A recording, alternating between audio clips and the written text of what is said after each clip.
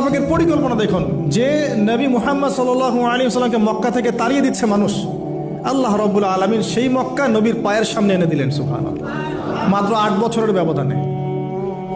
যে বদর যুদ্ধে মুসলিমদেরকে একদম নিঃশেষ করে দেওয়ার প্ল্যান করা হয়েছে, ওই বদরেই আল্লাহ রাব্বুল আলামিন আবু জেহেলের মৃত্যু লিখে রাখলেন। যে ইউসুফকে কুয়ায় ফেলে দিল তার ভাইরা, সেই ইউসুফকে আল্লাহ পাক সেখান থেকে রাজপ্রাসাদ, সেখান থেকে কারাগার, সেখান থেকে আবার নিয়ে আসলেন মিশরের পলিটিক্যাল পাওয়ার।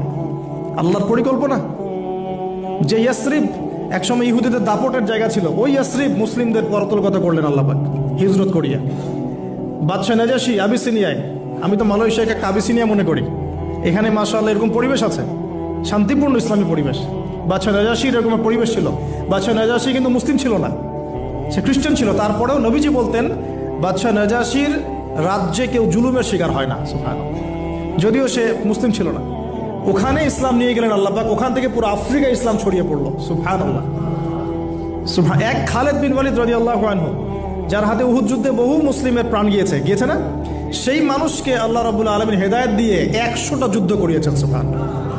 আল্লাহ পাকের পরিকল্পনা আমরা বুঝতে পারবো না, আল্লাহ পাকের পরিকল্পনা আমরা বুঝতে পারবো না। ওয়া মাকারু ওয়া মাকারাল্লাহ, তারা কৌশল করে, আল্লাহ পাকও পরিকল্পনা করে।